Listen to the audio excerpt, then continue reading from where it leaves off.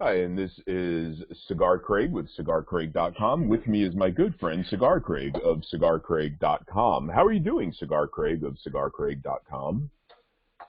Pretty good. Pretty good. I'm glad you introduced me. So it feels good to be here. Feels good that Feels good. feels good. Yeah. Feels Yeah. good to Phil is an interesting name because you could do so much with it. Oh yeah. As a drummer, I heard Phil jokes all the time. Oh, you fill in this, you fill in Yeah. that, you fill in the blank, you fill. Well, that's about it, really. Yeah. Yeah. Well, I heard as a drummer, it was always give me a Phil. Give me a fill. Well, see, that's Yes. music lingo. I don't know music lingo. Yeah. I don't know. I just want a drum So fill. what's a fill? A fill is really, really cool. But a regular drum fill, is just basically the little things people do to transition parts of the songs. So like if you've heard like somebody, like the beat's going and then you'll hear like that's a fill. Oh, okay. Okay. I'm trying to think. Again, not a musical guy, but I'm trying to think. It seems like hair bands have a lot of fill. Oh yeah. And oh, okay, so I'm on to something here. And I always thought listening to it, that was when like Axl Rose went down backstage and like bumped some coke or something. Or well, that's like, a drum solo. That's a drum solo. Oh, so the drum solo. So the fill leads to a solo. So you have fill and then you have a solo. The fill. The drum fill leads to then you another have part Phil of the song. doing a solo on the drum. But is it doing or is it performing? Phil is performing a solo on the drum. I think which began as Phil, but then was somehow stretched into said solo so that Axl could sneak under the stage and do what Axl does. Or maybe you're just doing a drum solo so Axl can attack an audience member that looked at him wrong. The darkest days of AC/DC. And that's saying something. That's like saying it's the poor side of Calcutta. It's Calcutta, but it's the poor side. It's Alabama, but this is the part where they're a little undereducated. It's like I think have we offended a lot of people already? I'm so. Oh, my chair's squeaky. By the end of our conversation, we'll hit everybody. Don't worry. We will. And my lighting, I'm worried about my lighting. The sun is setting where I am, and I'm worried about my lighting on a podcast, Phil, because this might actually end up on the YouTube, Phil. Yes, very possible. Very possible, Phil. Depending I can't stop goes. saying Phil. It's a cool name. You ever think of Philip? Well, Philip's actually my given name, but I stopped using it. Well, of course, nobody names their kid Phil, right? Like nobody's birth certificate says Phil. Yeah, but people name their kids Otto. There's baby Ottos. Yeah, I don't know. Why did it just make me sad that there are baby Ottos? You just took all the wind out of my windlass already, Sal. Yeah. Like there's just those names that like there's those names that sound cool, but they sound odd as a baby. Like you have to grow into it. Like Hank. Mark. Yeah, Hank. Yeah. That's a weird baby name. Yeah, no, this is my 2-month-old Hank. Yeah, hey everybody, here's my newborn baby Marcus. Right. Yeah. Well, I don't know. I'd rather a name you grow into than a name that you grow out of. Like all these Aiden names. There's Caden and Layden, Maiden, Bladen, Braden. Yeah. Those they're gonna outgrow those, I hope. See, I'm waiting for people to start really using the American Gladiator names, like Blaze and Nitro and. Oh, my neighbor got a dog, Phil. Really? What do you name him? Blaze. My special lady friend works she's a diesel mechanic. She works at a diesel shop, and they just hired somebody like about 3 weeks ago, a new guy. His name's Blaze. Blaze. Yeah. Talking about names that aren't on birth certificates. That's a weird baby name too, Blaze. Well, it's a weird old man name. It's a weird name. It's unless you're like a Hell's Angel or something, and I don't think there's a lot of those going on. But this Blaze, this little dog, I can't remember the name of it, but it's a little dog, and it is a husky, but it's like essentially a mini husky. There's a name. It's an actual thing. They pour a whole bunch of Chihuahua into a husky, and they come up with like a mini husky. It's like a 10-pound Siberian husky, but it's not a Siberian husky. I forget the name of it. See, I immediately got a picture of them like with little beakers or whatever you call them in a science lab, pouring just a little bit of Chihuahua into this husky beaker. See, I picture stools. I picture them having a female husky stand very still and slide a stool up from behind, and then call the dog over the little. Don't worry, it's going to be okay. Don't worry. You won't feel a thing. No. It's going to be beautiful. It's going to be beautiful. Right, and they play a little music, you know. It's nice. It's nice. But yeah, you stay sciencey, you know, war on science and all that. But and then Blaze is an interesting guy because I really haven't heard anything much more about him other than Blaze was his name. And I pictured him, of course, showing up. First of all, I hear my special lady friend tell me that she's going to be working from here on out with a fellow named Blaze. So I figure I'm about to get dumped. That's it. I had a good run, swung above my weight a little bit, and now Blaze is moving in, and see you later. You're just doing the natural thing in your mind that Kap Blaze. It doesn't hold Kaplowitz. That's worse. I don't know. Government, Noah, no. God, Noah can't do anything about Blaze. Well, then you got to start running through different scenarios. Okay, we're in a fight. Who are people going to bet on? Right, and Blaze. In the blue corner, Kap. In the red corner, Blaze. Oof, those are long odds. Long odds. But and I have this. I figured like the guy's name is Blaze. You know, like that's not a name you get from your parents. Somebody gave you that name, or at least approved your use of the name enough to say, "Hey, Blaze," the next time they saw you. I had my name with. I had a friend, Richie Cohen in middle school. Can't remember exactly what grade, but we went on summer break and we came back the next year, and Richie Cohen pulls me aside and goes, "Hey, from now on, can you call me Ice?" And I said, "No." Yeah, right. I can't. You only answer. Yeah, I can't. So even if you do give yourself the name Blaze, somebody is going to have to, enough people are going to have to play along with it to say, okay, I'll call you Blaze. Right. So you're a badass. It's a spectrum, but you're somewhere in a badass. So I pictured this Blaze guy riding up first day of work, and he has like a crotch rocket motorcycle, and he's got like the Kevlar looking vest thing on, and it's dusty. You know what I mean? Yeah. He's been places. Yeah, he's got like a knife around his. It's like one of those knives that are so big that it's actually wrapped around his leg and attached to his waist. Yep. You know, it's like a sword, I think they call them. But he doesn't want you to call it a sword. Don't you dare call it a sword. Don't you dare call it a sword. And you know damn well he would carry a firearm if it wasn't going to affect his parole. You know. Right. So where your friend messed up with Ice, though, was he needed to just play it off like, hey, people call me Ice. You see, no, they don't, Phil. My lighting is terrible in here. This is going to be good. No, so I'm going to just lean casually back so you can see my background. So the bike. I want to see the bike. Okay, I have a question for you. Let me finish first. But I don't want to keep people on pins and needles. Blaze wound up being a rather heavy-set white guy with body odor issues.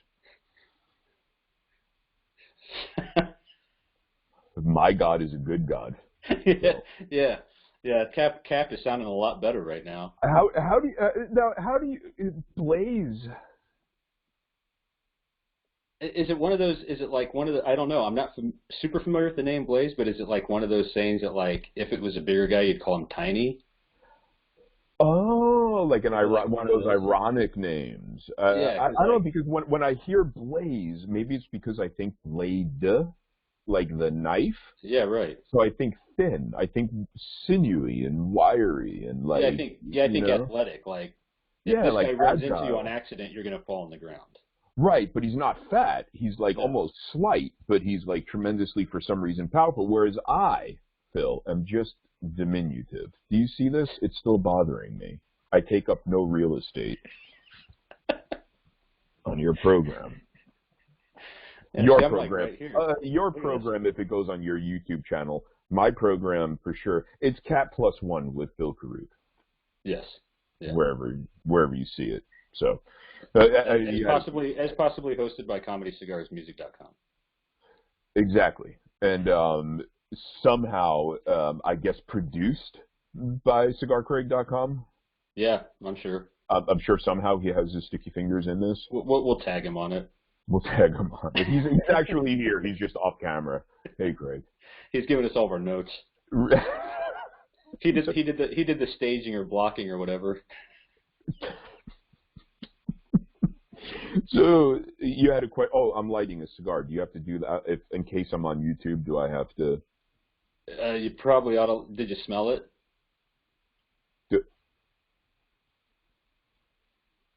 What are you getting out of it?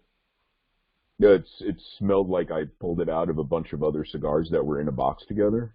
Oh, okay. That's reasonable. But plastic, because I don't like the cedar humidor. So anyway, you had a question. Yeah.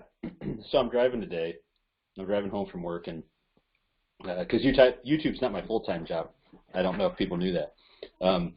Driving home from work, and well, you're not a 12-year-old British kid, so I assumed. Yeah, and I opened all my toys already. Right. So I'm driving home from work, and I'm behind this lady, and in the side mirror I can clearly see her picking her nose. Okay. Now this has come up a lot when I'm driving, or if you had the experience where you're driving, walking, riding a bike, whatever, and there's just a car there parked at a stop sign or something, and the people, bike, there we go, and the people are just picking their nose like nobody's business. Have you had that happen or no? I want to say I'm usually on the other end of that experience. Okay, then this might offend you, and I apologize for that, and it's going to offend half the people listening to this maybe. So I came You think it's an even split? Yeah. It's definitely an even split, trust me. So as I'm driving, I'm seeing this lady pick her nose in her side mirror because I'm behind her. I think I'm just kind of processing all this, and she's like going to town, acting like she's all by herself. Is picking your nose in public not directly comparable to masturbating in public? And the reason I say that, now hear me out. Okay, yeah, I'm gonna have you go.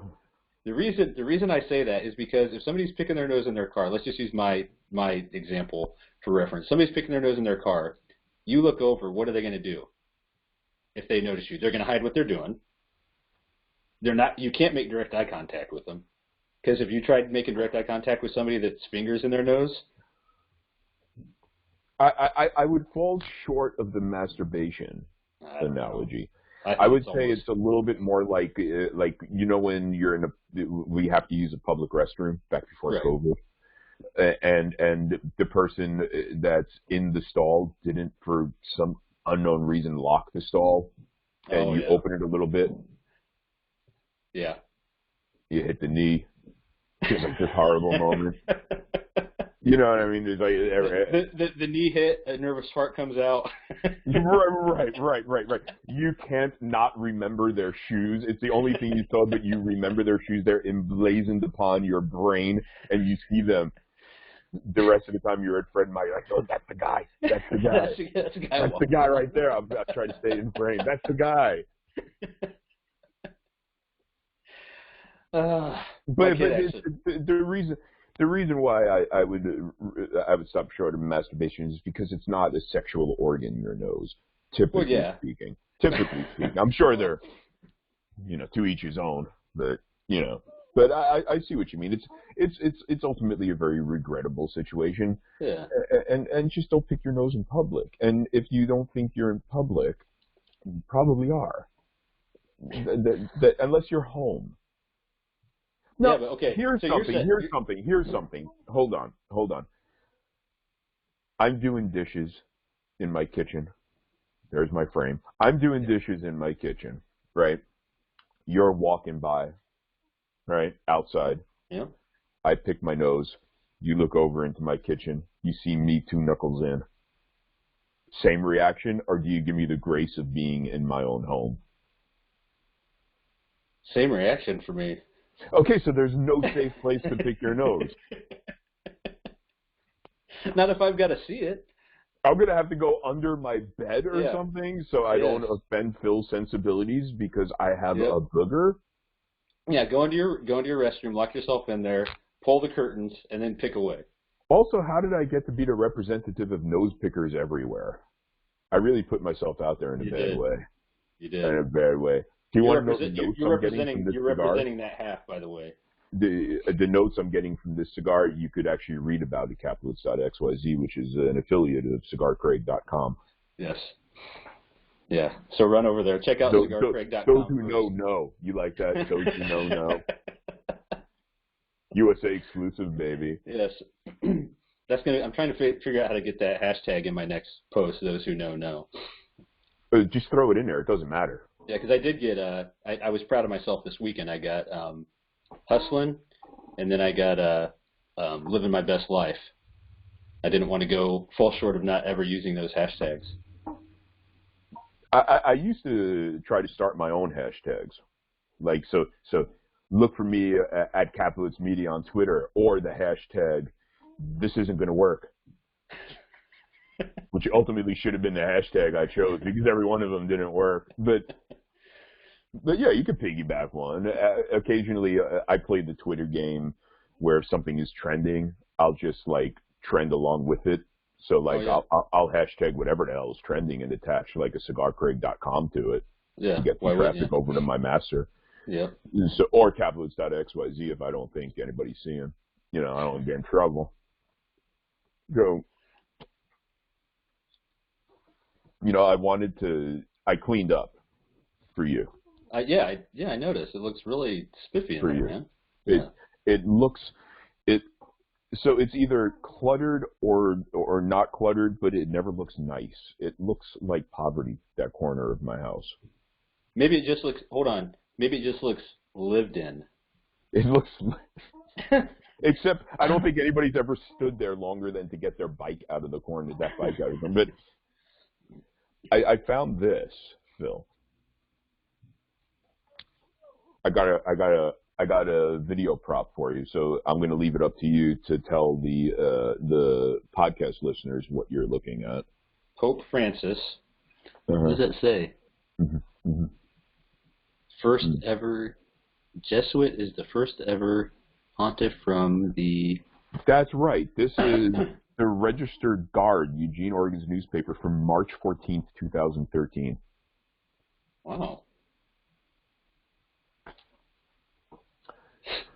Why I'm saying that, Phil, why I'm showing you this, is 2 things have happened to me recently that have led me to believe I may be old. Okay. This is 2. I found this in a stack of whatever, a newspaper from the year 2013. Yeah. Okay? Sad. It's whatever, A little bit ago, I went through my spice rack in my kitchen. And I realized that some of the spices that I hadn't used in a while had expired 5 years ago. Yeah. That's a sign. So those 2 things, plus... That's a sign for sure. Plus, every time I walk around in a short-sleeve shirt, which isn't often because I'm always chilly, my 10-year-old points to my elbows and goes, "Ha ha, old man elbows." Yeah, my kids apologize when they slip by making the inference that I'm old. That's how I know I'm old. Because they'll say something like, "Yeah, that thing's like 30 years old. That's super old," and then I'm naturally like, "Hey, I'm over 30." Well, no, I'm sorry. I mean, it's not like old. It's like, and they're kids, so like they can't think of how to apologize. So I just how else do you say old? Like yeah. No, it's old. That's fine. It's old. Whatever. You see, not to be mean, but that's actually worse because they fully mean that it's old, and they feel bad because you're so old. Yeah. Now, Snack Trade, my 10-year-old, he's just ribbing me. He's a jerk. Oh, my kids rib me too. How I get my son back though is I show him my body hair, like on my torso, and he's like, "Oh my gosh, it's coming." Thank you for clarifying torso. Yeah, I just wanted to make sure. It almost got really dark. I know. Not just pigment-wise, but content. Yeah. Content-wise. Torso body hair. Torso body hair. Yeah. You look like a hairy fella. I unfortunately am a hairy fella. Yeah, I never got a lot of the hair. I have I must say, like, a tasteful amount of body hair for somebody that grows facial hair as much as I do. Yeah, apparently God was trying to decide if he was, when I was created or whatever, if I was coming out as a human or a bear. And he just split the difference. Well, I don't know how I happened because I'm part Jew. I'm a Jew, and I have gypsy blood. I'm not too familiar with the amount of hair on gypsies. They don't get a lot of press that way. Yeah. A lot of Jews are fairly hairy, and I'm not hairy. I do have a little bit of back hair, though. Maybe it is your gypsy blood then. Just aggravates me. Gypsy blood. Let's see. Let's do a little genealogy kind of stuff. Gypsy is actually proof that my peoples, that lot of my peoples, goes back to India. So I have some of that, and I have some of the Jewish stuff, and basically I should be keeping shop somewhere now, not doing this with you. I'm not sure what happened. So how do we get these kids back for being young? What do we do? Your kids are giving you grief. My kids. Yeah, daily harassment's what I use. Daily harassment, fear. Withholding meals. Yeah. Parenting stuff. Yeah, I'm kidding. Stuff. I should say I'm kidding, by the way. Oh, I'm up here without an... Yes. Okay, yes, kidding. We're joking. Kidding. I'm up here without an ashtray. This might be a problem. No. So, I did... So, I actually... We talked before the show, and I mentioned... going back to selling books, a little bit of a side hustle to the side hustle. My life is, I don't have a career. I have like a house of cards where each card is a side hustle. Right. Hashtag side hustle. I do have a degree, but so one of them is selling books, and I had to, and thank you for being patient because we had a time set up now, and I had to say, hold on, give me 5. I'm selling a book, And literally a book. You could sell lots of books. And it was with Dion on the Disillusione Deprogram podcast that I mentioned it in brief. And then he was like, okay, that's fine. Let's get out of here. We're done. Or something like that. It's his show, the check clears. But anyway, so I wanted to talk to you, Phil. I think I'm going to make this, if I may, the glue of this episode. All right. Hustle. Okay. You got some hustle. You're doing this. Yeah. Got a little bit of hustle in you. When is it? And I have another friend that I talk to about it. I used to talk to him about this all the time. Anyway, still do on occasion. You got to respect the hustle. Yeah. But do you? If it's like, in other words, like how far down the spectrum of hustle do you have to slide before you're like, oh, I don't have to respect that. You're just on the corner holding out an empty gas. Oh. Yeah, I get you. Is that hustle? Is that, or sliding a little further down, I got held up selling a book, which isn't a big sale. Do you respect that hustle? Not you personally. I'm saying in general. Just in general. And then there's also the thing where people think I'm a hard worker and I'm industrious, but really at my core, I'm lazy. So I'll hustle, but there's got to be a nice big plump juicy carrot that somebody's not plump juicy Kurut, plump juicy carrot. Sure. Yeah. that somebody is hanging in front of my head, so I'm going to go after it. You know, so what are your thoughts on that? To me, that's a very interesting topic. Maybe it's just because I do what I do, which is hustle every direction. You know, Yeah, no, I think, yeah, I don't know. I think you do have to, and you're talking about respect other people's hustle, right? Like what they're trying to do. well, respect other people's hustle, but really what you're doing is you're respecting somebody's hustle because you're hustling too. Right. Yeah. So No, it's a little bit of both. It's a weird kind of thing. I'm doing this for your video audience. yeah. Right. Yeah. People like Visual movements. Yeah. Quotes. A lot of air quotes. Air quotes help. I understand people like watching people eat sandwiches and other foods too. Yes. I don't have. Anyway. Yeah, I think I don't know. I think the hustle is respectable because honestly, I've obviously with the YouTube thing and to some degree Instagram, Twitter, things like that. I think that's all a hustle. If you're trying to work towards something, I have experience with hustle from other things too, like with music. I guess music you could say is a hustle. You know, I played in original bands for the most part, but also cover bands a little bit. I was more. See, and that's an interesting idea too. Is that with bands and anything else, like we've kind of talked about in the podcast before, like your writing, how you're not necessarily writing as a cigar reviewer, you're writing as a writer that does cigar reviews.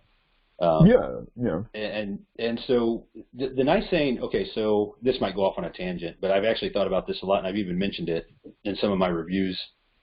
There's a nice correlation between the cigar world or cigar reviewing, maybe both things, and music, in that, and I don't want anybody to take this as a knock or anything, but I think there are people that do things in the cigar industry, especially on the review side, that are what I would consider a cover band. And I don't mean that disparagingly because cover bands do very well. But then I think there's also people in the industry that are original artists that are doing something different. So when I read or watch, you know, a handful of cigar reviews, and it's different people doing the cigar review, but they're not doing anything different. I mean, you can only say it's your style. I think with music or anything like that, you can only say it's your style for so long before it's like, well, it's not your style. It's just you talking, which isn't really your style.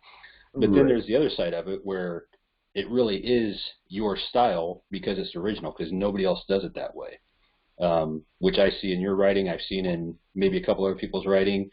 No, there's nobody else. well, Cigar Craig.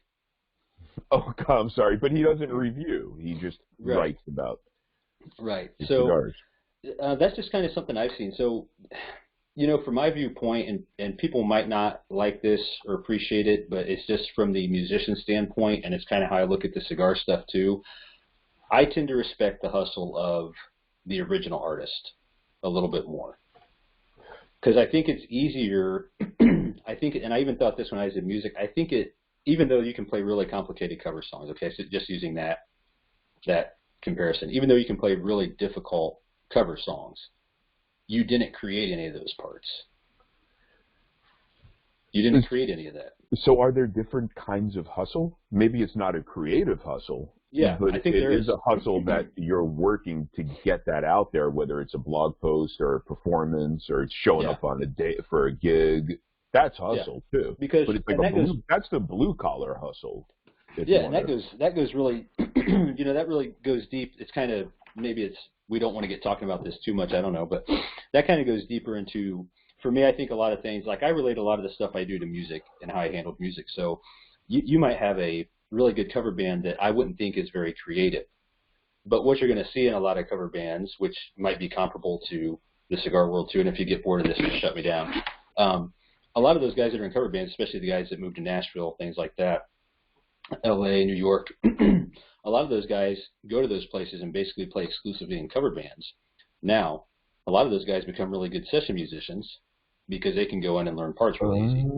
Okay, so they're like professional musicians. Yeah, they're still very sense of the word in a way. Yeah, they're still very, very good musicians. Just like I would say about the reviewers, like I wouldn't even say I don't respect their hustle. I don't see their hustle as the same for what I would consider like the cover band reviewers as I do the original reviewers. So okay. Hold on. I don't want to take it too dark. But yeah. I mentioned before that I had a son. I lost a son, 4.5 years old. That's big grief. When somebody would come up to me and say, really happened, I know what you're going through. I just recently lost my dog. Initially, it would piss me off. That's not grief. That's not hustle, if you want to, do the analogy thing. But then I realized everybody's big grief is their big grief. They don't know what a bigger grief is, so that's their worst grief. That's the worst thing that's happened to them. They lost their dog. So that's their biggest hustle. They could sell a book for $7. Yeah. They could, but then again, as long as you're offering a service, some type of service, some type of entertainment, some type of product, then it's a hustle. But when you get all the way down, and I think it's not down on the spectrum or on the scale, it's off. When and I was kind of being absurd when I said like stand on a corner with a sign asking for cash or with an empty gas can. You're not offering a service. That's not a hustle. Right. And I think that's what it is. So yeah, I respect somebody's hustle if they have to I don't know what, mow a yard for however much mowing a yard costs. I'm poor. I never paid anyone to mow my yard. I do it myself. But so whatever that is, that's their hustle. That's a big hustle for them. So if I get a big advertiser come on, that's awesome. If they get a yard, that's awesome. If I wear a different hat, sell a book, that's awesome. Yep. You landed a gig, that's awesome. But I will say something, again, not musical at all, me. I could picture if I were in a cover band, I could picture us halfway through a set, and I would say, hold on, guys, this is just fucking karaoke. What the fuck are we doing here? Unless it's a really, really good, and I'm not musical enough to say, what would make it good or what I would be proud to partake in as a cover musician. Yeah. But to me, the worst thing in music is a bad cover. Oh, yeah. Because you didn't think about it, and that might be a no-brainer, and I'm sure it is. I'm not reinventing the wheel. But you didn't create anything, and you're regurgitating it in a bad way. Yeah. And it's almost theft when it gets to that situation, because you're taking something and you're using it to no good end. You're taking it just to have it, just to get some beers at the bar afterward. If it's like the stand-up comedy world, a lot of times you get paid in beer. Paid. Yeah. I got the air quotes in. Yeah. And we talked about before, maybe off camera a couple of times ago, but paid in, especially as original bands, paid in beer or exposure. Oh, a lot of payment and exposure. Yeah. So lackadaisically leaning to the right. No particular reason. This podcast is actually featuring the bike. This is featured artist. It's a Sakai bike, I think. Nice. Sekai. I'm not sure. What I wanted was the most Pacific North. I've always been a bike guy. I don't know what you call bike head, bike fan. I've never bicycled competitively. I just there's two things that bring me immense joy, Phil. Wait, no. You're not one of them. I don't want, no offense to you, okay. but the way I led that in, it sounded like Phil might have been number one. And Phil. You're number three, I promise. You're number three, but I'm talking about the top two. One is walking, I could be in the worst mood, and I just put a leash on my mini dachshund, and I take her for a walk, and she's so happy to get out. And I'm so happy, and she's so cute, and people are like, oh, that's a cute dog, and I'm like, I know, and I'm in a good mood. I know, isn't she cute? And then she looks up at me, and, she's doing... The other thing that puts me in a good mood... We're seeing a soccer side of Kap here. is I know it's the video. It gives people the idea that you're friendlier, that there's more of a connection. Yeah. Which is why I don't like doing it. The other everybody's going to be asking about your dog in the comments. The other thing, actually, my dog is down below my bike. My other dog, but you can't see him. There's a German Shepherd down yonder. But a bike puts a smile on my face that I don't know if I could say this, but I'm about to. You ever see a butterfly land on a retard? How happy they look. I'm trying to think. Or maybe Kevin Moss. How happy the butterfly Or maybe looks? Kevin Moss. No, Kevin Moss. When the butterfly lands on Kevin. How happy Kevin looks? Yeah. When he has the glasses on, all bubbles looking. Yeah. This is podcast stuff. I don't know if your viewers even I think I know the look. To the podcast. Just a happy. Yeah. Just like it's like so happy. Yeah, an innocent happiness. There is like this naive, blank, untroubled bliss.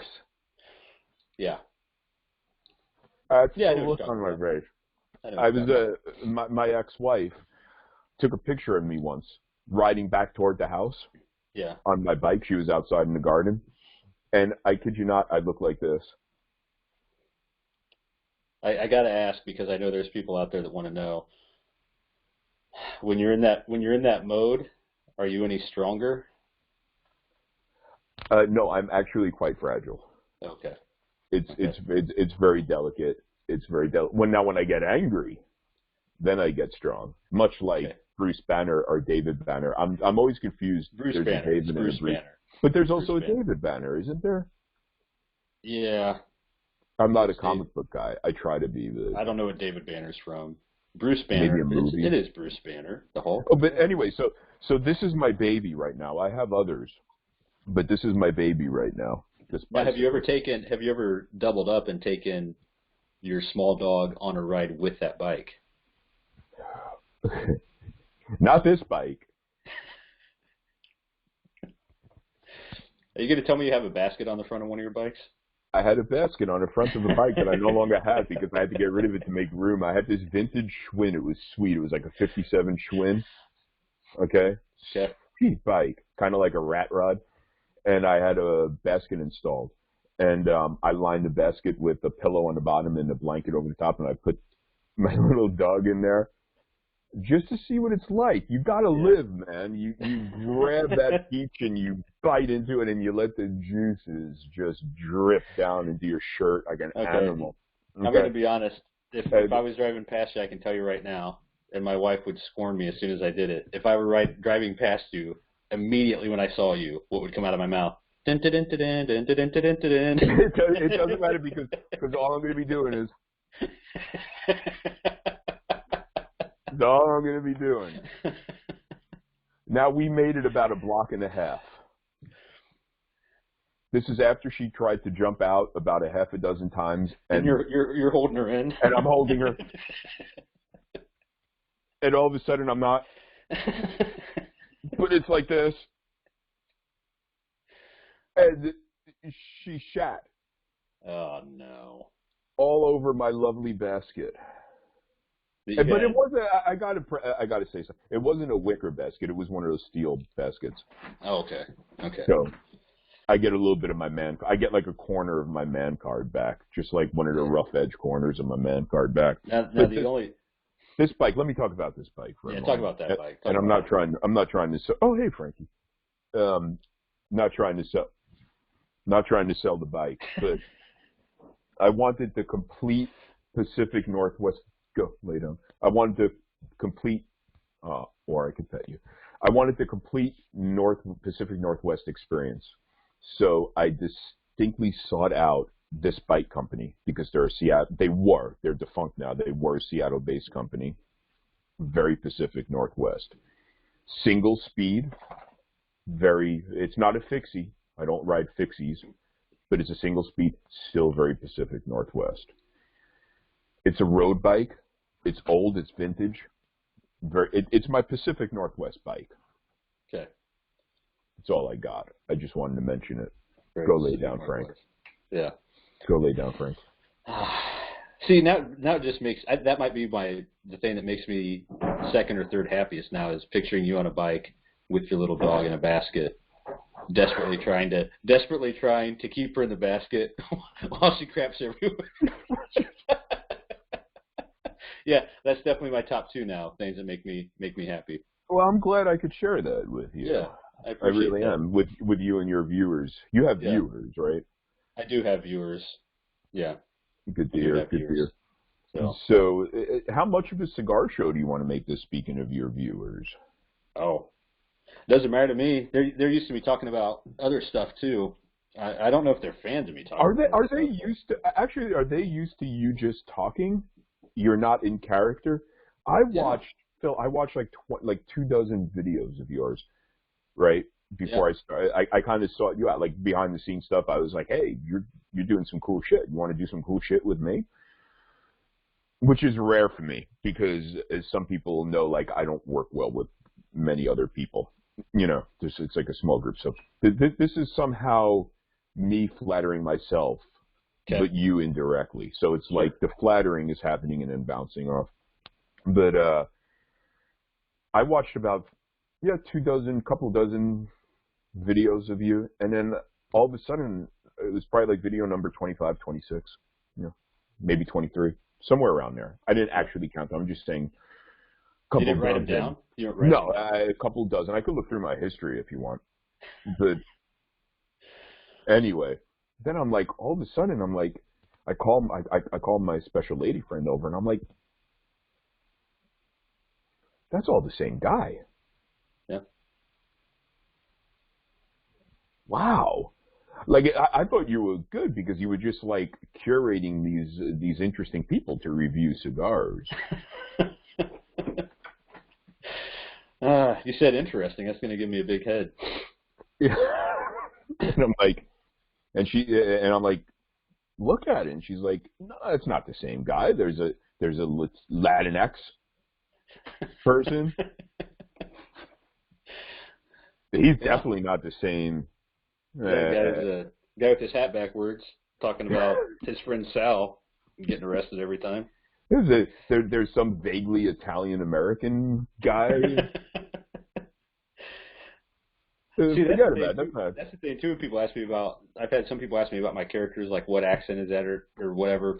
Honestly, they're not any accent. They're just characters I have in my head. So I don't focus on a certain region or anything. This is a voice I hear, and that's the character it is.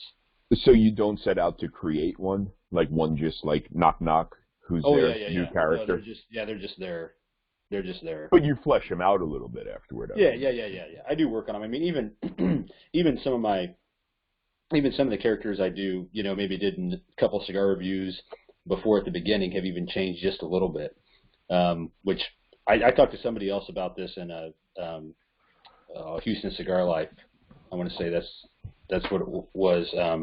I know who it was. I can't remember if that's the exact Instagram account. But he asked me a little bit about this, and I won't bore everybody with details. But yeah, my characters are very very specific to themselves. So that's a little redundant. But so when I develop the characters or whatever, I mean, different mannerisms. Now, of course, some of me falls over into that because I'm the one behind the character, but they all have their own little mannerisms, how they laugh.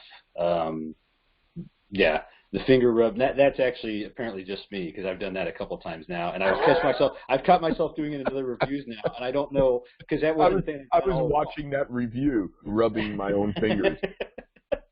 I don't know why I started doing that, but no, especially to me the funnest thing with the characters, and it might sound weird, the funnest thing with the characters is their laugh, because I love laughs, and so I like giving them each their own giggler laugh, like the nerdy guy that talks about Harry Potter and stuff. He's just got that classic like nerdy type of laugh. Right. He always cracks himself up.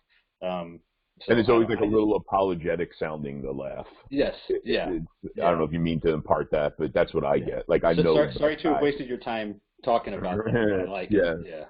Yeah. No, I guess and I don't mean to steal the show from you, but Phil, I've been known to do impersonations, and really? so it's a visual impersonation, but it's also, of course, audio. Okay. So I think this will play well for the podcast listeners as well as the YouTube viewers. Yeah. And you having a problem there? You just no, my ear itches, and I didn't want to like take this out and start digging in my ear. Sorry, I didn't mean to bring it to. I didn't want to have you also have a little booger hanging, you know. Hold on, let me pick my nose and masturbate. No, you don't. I'm joking. But I'm in your kitchen now. I'm in your brain now. You're like, oh my god, I have a. Is there like one hair that's out of place, or there's a couple? Yeah, they're all here. I couldn't find my hat. I was looking for a certain hat to wear, and I couldn't find it. And I also, god damn it, I was drinking tea from the Don't Be a Dillweed mug. Oh. And I don't have it. So imagine, if you will. Yeah, Don't Be a Dillweed right on the front of the mug. Right on the front of that mug that's not there. Sorry. So there's going to be a little something in this for the listeners and the viewers, is what I'm saying. And these are kind of not obscure, but it's not like current. You know, it's not like who the kids know. You know, because Old Man Elbows. You know what I mean? Yeah. But I do a Rodney Dangerfield. Oh, nice. And I do a Lee Major. Do you remember Lee Major? Do you know Lee Major? He was actually before my time. I know the name, and when I do it, you'll recognize it. Yeah. So I'm gonna. Do you want me to do Lee Major first or Rodney Dangerfield? Either one. You'll be able to tell, I guarantee you.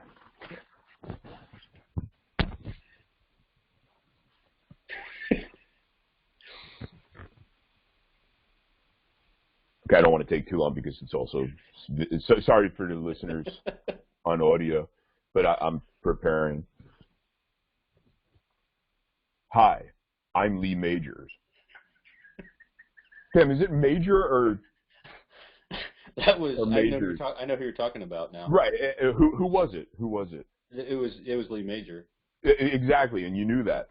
Yeah, that was a good one. That was spot on. Okay. Now I'm gonna have give me Dangerfield. Okay, first don't tell me what to do. Okay, no problem. It's nothing against you. It creates a creative block. Sorry again for the slight silence to my podcast listeners. Hi, I'm Rodney Dangerfield. Man, that was like, I felt like Johnny Carson. And you know who it is, like that. Yeah. As soon as you said hi, I was like, I'm Johnny Carson holding the envelope, laughing hysterically. You're Johnny Carson? Yeah. That was the worst impersonation I've ever seen. That's your Johnny Carson? You didn't see it? I missed it, I guess. I think you were so much in the zone. Go back if you go back when you go back into Rodney Dangerfield, you'll see it. You'll see it. You'll remember. How good were those shows when Rodney Dangerfield would go on? I honestly watched Old Man Elbows. Watched a ton of those on Old YouTube. Man Elbows. I watch them still. Like you know, I talked about going back in my history. You know, to find the 24, 23, 27, or 26 videos of yours that I watched before I realized, hey, that's the same guy. That's one guy. There's also going to be like a bunch of Rodney Dangerfields and like the old Tonight Show, you know, like David Letterman, of course, and now Old Man Elbows. These guys all suck. These late night hosts suck. Oh yeah, no. What happened? Yeah. Well, the problem is, and I don't, we don't need to delve too much into this, but the problem is, and maybe they were back then too, and we didn't catch it because we were younger, but they're so focused on the politics stuff, and politics just isn't funny. Politics isn't really that funny, and it's easy. Politics are easy jokes. It's all low hanging fruit. In professional wrestling terms, you get a cheap pop, or you get some cheap heat off of Trump. Am I right? Yeah. You know, Hashtag Trump. Hashtag Trump. Am I right? Come on. I also do a Cigar Craig. Oh yeah, let's hear that. I'm just gonna be me. I'll just be me. You're gonna be you. I'm just gonna be me. Hi, this is Cigar Craig. Nailed it. Because I figured he wouldn't say, hi, I'm Cigar Craig. Yeah. Right. That's good. I love, by the way, I know this is a very old, hacky fucking bit. Like, please don't think I invented this. This has been done. What are you talking about? For years, this bit. But anyway, I just wanted to give a little something for everyone, for the listeners. And hey, well, we're talking and about comedians, though. And I'm genuinely curious. What do you think about Norm Macdonald? I think he's my favorite comic ever. Oh my gosh, I love Norm Macdonald. I think he's brilliant. Have you seen on YouTube, and this is for you and anybody listening or watching this, and if you have, you might have already. Have you seen? So he had a video podcast thing, and I don't know where else it was, but it was on YouTube. Now he does one on Netflix, but this was before we did it on YouTube. He has a Gilbert Gottfried on as a guest. Love Gilbert Gottfried. Oh my gosh, have you seen that one with him and Gilbert Gottfried? No, I don't know why, but I need to see that. Yeah, go search it tonight if you got time or sometime soon. Norm Macdonald. I don't know if it's Norm Macdonald podcast. Just type in Norm Macdonald, Gilbert Gottfried. Yeah, I'm surprised that YouTube didn't just completely erase it. Speaking of podcasts, Gilbert Gottfried's podcast. I didn't even know he had awesome. one. Oh, dude, Colossal Podcast or something like that. Just really? look for Gottfried podcast. It's awesome. Okay. It's like old obscure Hollywood people on all the time, and nice. Like half dead Jewish comedians, sometimes fully dead. Freaking brilliant! It's awesome. The only thing is, it's a little grating, believe it or not, because to listen to Gilbert talk. I call him Gilbert like I know him. To listen to old Gilly talk. Yeah, listen to G talk.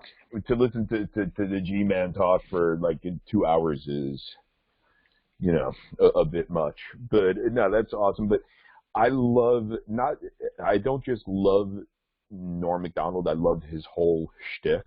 Yes. The whole Shaggy Dog story. The moth joke. Oh, God. I try to do that because it's funny. I don't know how familiar you are with my work, you or the people watching or listening, but not too long ago I did my own Shaggy Dog story at the expense, and I'm sorry, Dion, I'll say that publicly, yes. At the expense of Dion on the Illusione podcast, the Disillusione D program. Man, that's some fun stuff. Oh, yeah. And I'm not talking about mine. I'm talking about like doing it and yes. that sense of humor, if you will, or that style of comedy. I love the long play. I love the wait for the funny, and I especially love the wait for the funny if there's no funny. Oh yeah, because it's all wait. Yeah. Well, even if there was and I'm not going to remember who the guest was because I remember Norm Macdonald more than the guest, but there was one of the celebrity roast. And I think his whole time up there, all he did was read these like old jokes. That was his. When he bombed purposely. He just read a bunch of old jokes. That's what he did. Yeah. Yeah.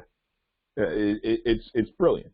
To me, that he's at that junction where stand-up comedy reaches its final evolution, and its final evolution is performance art. Yes. And he lives there. He's just there. Yeah. And the thing is, he doesn't care. I don't think he cares whether the joke goes over or not. I try not to care, but he seems to not care on like a mythical level. Yeah, he does not care. Like when I write, I don't care if it goes over. I know it's good. I did what I wanted to do. If 5 people read it, if 500 people read it, if 5,000 people read it, I like to tell myself that's all cool. Yeah. But I really think he doesn't give a flying fuck. No. Could I say fuck on YouTube? Yeah. I think so. I think you can only say it twice or something like that. I don't know if that's some type of regulation. God dang it. Gosh darn it.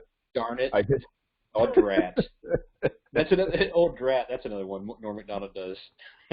He's just. I don't want to get bogged down there, but the Scrabble story, like, he's wonderful. You ought to see And some of his old stuff. Well, not super old, but some of his older stuff and newer stuff. Anytime he's a guest on Conan, oh God, oh my gosh, endless. Yeah, and you know what? I take back what I said about late night hosts. As long as Conan O'Brien is still doing his, he's not network, Yeah, but he's a throwback to like he gets the guys, he knows what to do with the guys. Yeah. He's freaking fantastic. Yeah, And it was part of the only Simpsons that are worth watching. Conan O'Brien. yeah, he's good. Freaking genius. So what else are we doing here? I don't know. We talked about hustle. We talked about. Did we solve hustle? Everybody's hustle is everybody's hustle. Is that what I think so. Yeah. I think everybody's hustle is everybody's hustle. I think what it comes down to is your motivation behind the hustle. I think some people, it's like, and I was actually thinking about when we were talking about Norm Macdonald and him not really caring if his jokes went over, kind of how you look at your writings the same way I look at my videos. Like I do what I do because it's fun and it's creative, and I hope people enjoy it. There's some people that are going to, some people aren't going to, and that's fine. But I plan on doing it the way I've been doing it now. I'm going to change things up a little bit here in this new year, just to change it up a little bit. Did you want to drop some news on the podcast? Hey, I can. Oh, God, so, gosh. Let me get my hat ready. So, yeah. So basically, what the news is, which I don't know how newsworthy this is, but so what I'm going to start doing on my YouTube is I'm going to do some more, kind of go back to doing more reviews where it's just me, not all character based.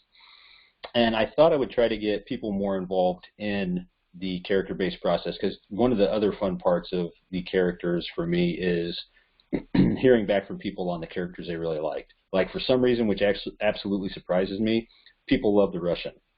They absolutely love the Russian. Why does that surprise you? I don't know. Honestly, when I did that character, and here's how it works for me a lot of times, and maybe this isn't why I wasn't successful in music and why I'm not, I don't have numbers flying up on YouTube either. I really have no idea what people like. So when I did the Russian the first time, I was like, people are going to hate this.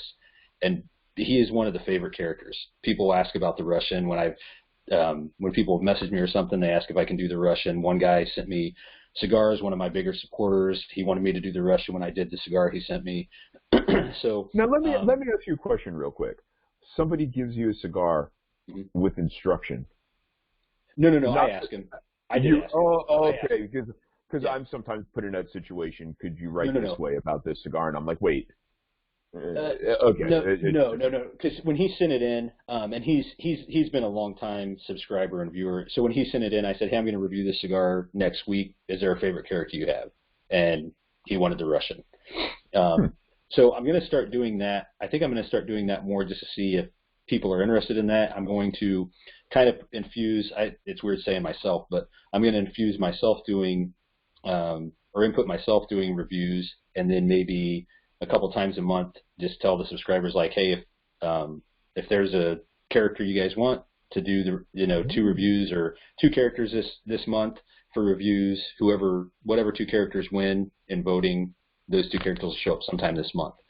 So I just thought that'd be a fun way to do it. I don't, awesome. That's another thing with me. Like I've seen some guys, which I'm not against it. We kind of talked about the hustle, and that's fine.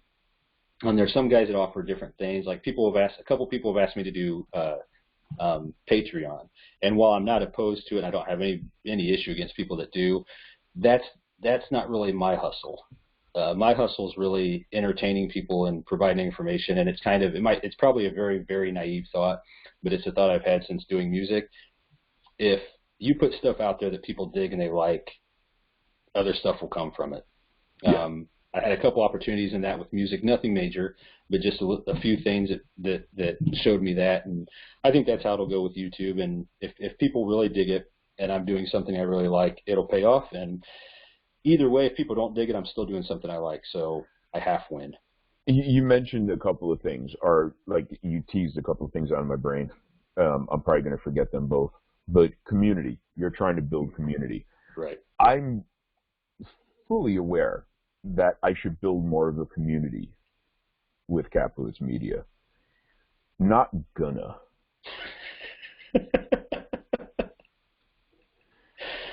The other thing you this mentioned. this is not the Kap that's on a bike with his dog.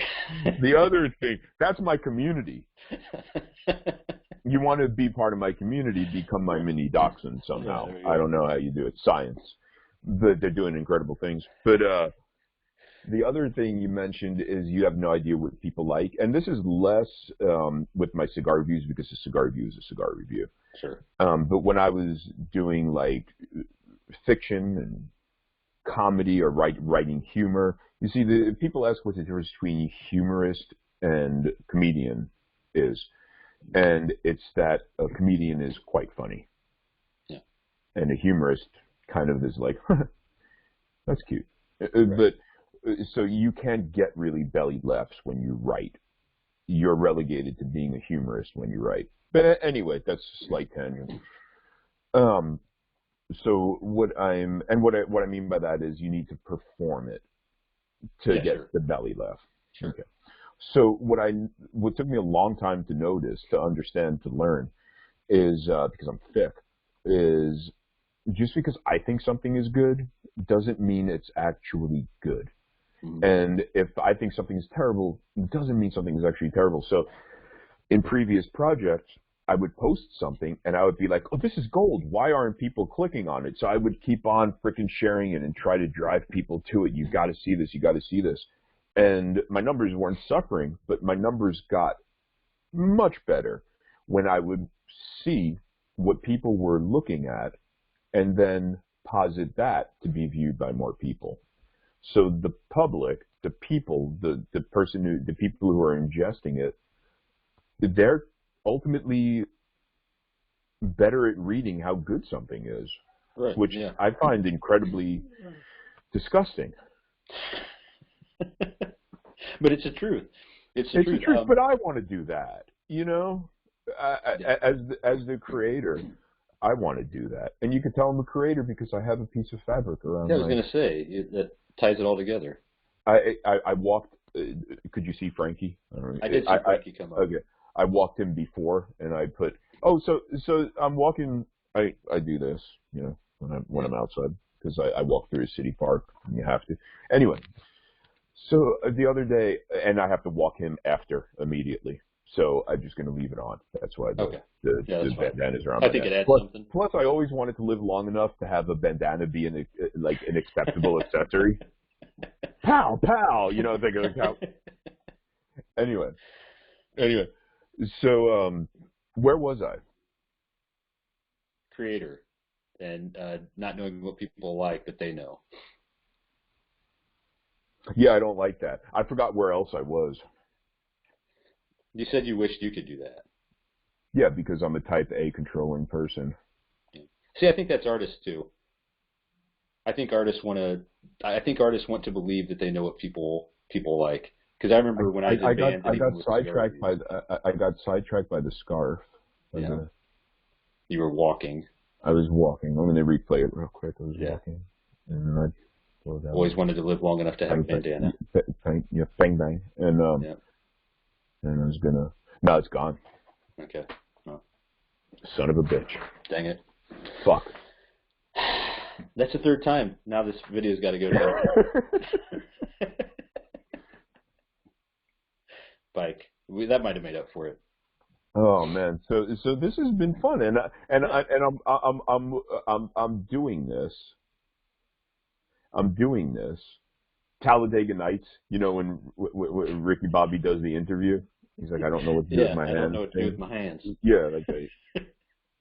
And I have uncomfortably large hands. I'm not trying to say anything, but when I like, I'm a slight guy. I'm like really tiny, and it looks like I have a bobblehead. I should probably eat more, but like my hands are off-putting. I remember hearing that Fred Astaire. You know Fred Astaire. Yeah, oh yeah. Old man elbows. Yeah. He had huge hands. Fred Astaire. And again, this isn't a penis reference, it's just huge hands. And he, when he danced, if you look, he's always making a fist. I didn't notice because he had huge hands, and he thought they were off-putting when he's like doing his cool dancing stuff. I can't dance. But so my hand. So I'm watching this video call.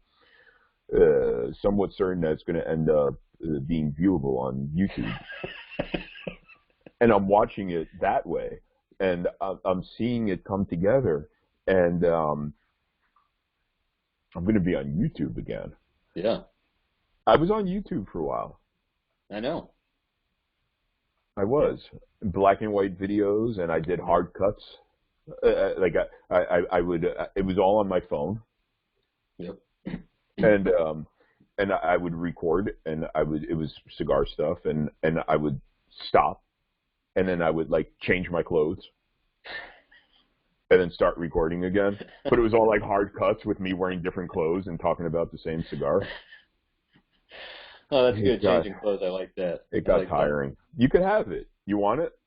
You could have it. No. I'm good. I'm good. Oh, so you don't like what I do enough? No, I do. So what you're saying, Phil, after talking to me for an hour and blowing smoke up your ass, I'm really not good enough for you. I would like to take the Rodney Dangerfield impersonation if I could take that. Should I sign us off as Rodney Dangerfield? Well, can you do this? Do you think you can capture Rodney Dangerfield and Cigar Craig? This is, I'm going to sign us off as Cigar Craig, cigarcraig.com, doing his own Rodney Dangerfield impersonation. Perfect. That'll be good. I'm just going to be me, by the way. Who said that? Okay. You be you. Yeah. Does Frankie have a part in this? Don't work with animals. You don't work with animals. Yeah. He'll steal the show. Rule number 1 and 2. He'll steal the show. Yeah. People love German Shepherds. I can't walk Frankie. Oh, I remembered the story. Okay. I was going to say I can't walk Frankie without people saying, "Oh, that's a gorgeous dog." Every freaking time I walk him, "Oh, that's a gorgeous dog." "Oh, wow, he's freaking great looking. What a beautiful dog." Oh, wow. Anyway. So I'm walking not through the park. I'm walking on my street. Not that street, but that street. Where am I? Yeah. Royal. Okay. I'm walking down Royal Avenue. Okay. Yeah. I'm walking Frankie, and Snack Tray, my 10-year-old, is with us. Okay. I got this, but I don't have it up because I'm just walking down the block. You know, there's nobody there, and I hear like a bang on a window, like you know the bang on like a big window, what that sounds like. Yeah. A bang on a window, and I can't tell. Did I get that in frame? And where's the bike? And I can't tell if it's a woman's voice or a child's voice. Oh no! But the voice yells out after the bang. "Put on a fucking mask, you degenerate piece of shit." She wasn't talking to Frankie, was she? And I get back, and I tell my special lady friend what happened, and she's like, "Now you know what it's like when you do that to other people." But I don't do that to other people. I just I just frick with other people. I don't bang on it. I don't call anybody a degenerate piece of shit. Fuck you. Like, come on. My favorite thing to do with people is to make fun of them in such a way that makes them laugh. Because they don't realize I'm making fun of them. Yeah. So I'm brightening their day. They're laughing. They're happy. I got one over. I think I'm the smartest guy in the room. Nothing alike. No. Nothing alike. No. And she's like, "But wasn't it bad to be yelled at like that? That was terrible." And I was like, "You didn't know my dad. That was nothing." That was good morning. That was not. So what did I say? Cigar Craig. Cigar Craig doing his version of Rodney Dangerfield. I'm just me. Do I need to be quieter over here? God damn it! What? Okay. Sorry. Okay, I'm not here. I'm not here. This is Cigar Craig doing cigarcraig.com doing a Rodney Dangerfield impersonation to sign off the show.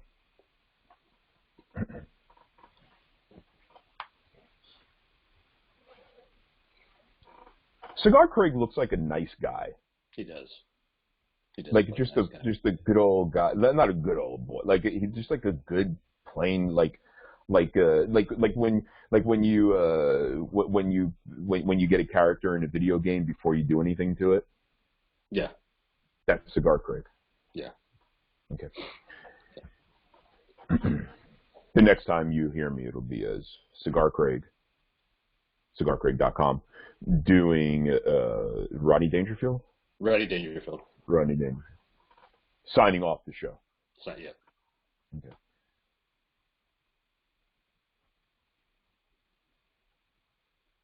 Bye.